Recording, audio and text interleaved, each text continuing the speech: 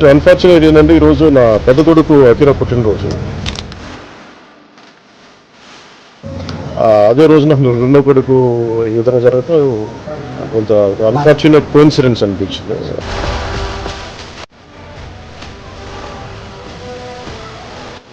నేనేదో చిన్నపాటి అగ్ని ప్రమాదం అనుకున్నాను, కానీ ఈ స్థాయిలో ఉంటుందని నాకు తెలియలేదు.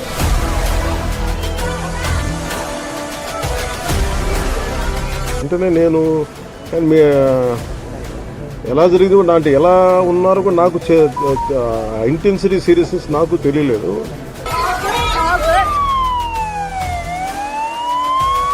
అంతా బాగుంటుంది అనుకున్నాను. చూస్తే ఇప్పుడు తనని ప్రస్తుతం హాస్పిటల్లో జాయిన్ చేశారు, బ్రాంకోస్కోపీ పెడతా ఉన్నారు. Very tragic news. పాపం తన పక్కనే కూర్చున్న క్లాస్మేట్స్ మొత్తం 3rd degree బర్న్స్, తినికి కూడా కొంత బర్న్స్ అని చెయ్యి మీదను కాళ్ళ మీద, లోపల చాలా వరకు స్మోక్ అంతా వెళ్ళిపోయింది గుండెలు లంగ్స్లోకి. దానికోసం ఇప్పుడు బ్రాంకోస్కోపీ చేస్తూ ఉన్నారు. ఆల్రెడీ ఇంకో పసిబిడ్డ కూడా చనిపోయింది. చాలా బాధ అనిపించింది. దాదాపు 30 మంది పిల్లలు ఈ సమ్మర్ క్యాంప్ సంబంధించిన దురదృష్టకరమైన సంఘటన. Quite an unfortunate incident. Hi, hello, welcome back to my channel friends, Jabish Chemmi. So చూస్తున్నారు కదా, స్టార్టింగ్లో పవన్ కళ్యాణ్ గారి కొడుకు అగ్ని ప్రమాదంలో చిక్కుకోవడం. సో చిన్నపిల్లలు కాబట్టి చాలా బాధాకరం. అగ్ని ప్రమాదం అనేది ఎంత పెద్దదైనా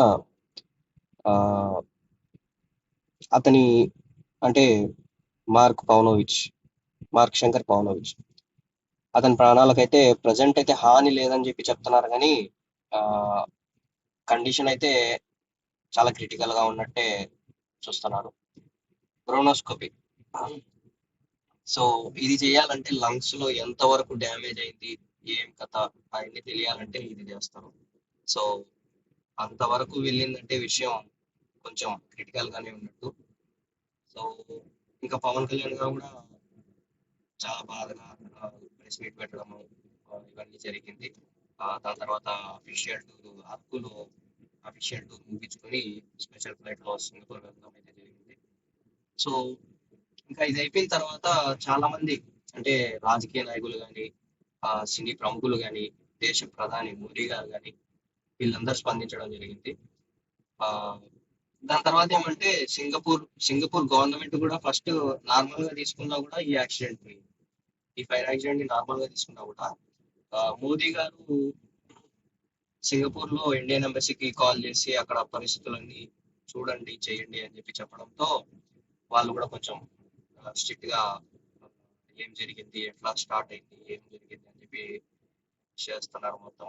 సో పిల్లోడికైతే ఏం కాకూడదు అని చెప్పి రాజకీయాలకు అతీతంగా, మతాలకు అతీతంగా అన్ని చూసి పిల్లోడికి ఏం కాకూడదు అని చెప్పి నేనైతే ప్రార్థిస్తున్నాను. సో మీరు కూడా ప్రతి ఒక్కరు పిల్లోడికి అంటే రాజకీయాలు అనేవి సపరేటు, మానవత్వం అనేది సపరేటు. సో వీళ్ళు ఎంతమందికి మానవత్వం ఉందో అందరికీ థ్యాంక్ యూ సో మచ్. ప్రతి ఒక్కరు ఆ పిల్లోడి కోసం ప్రార్థన చేయండి. ఈ రోజుకైతే ఇదే. Thank you so much. By by.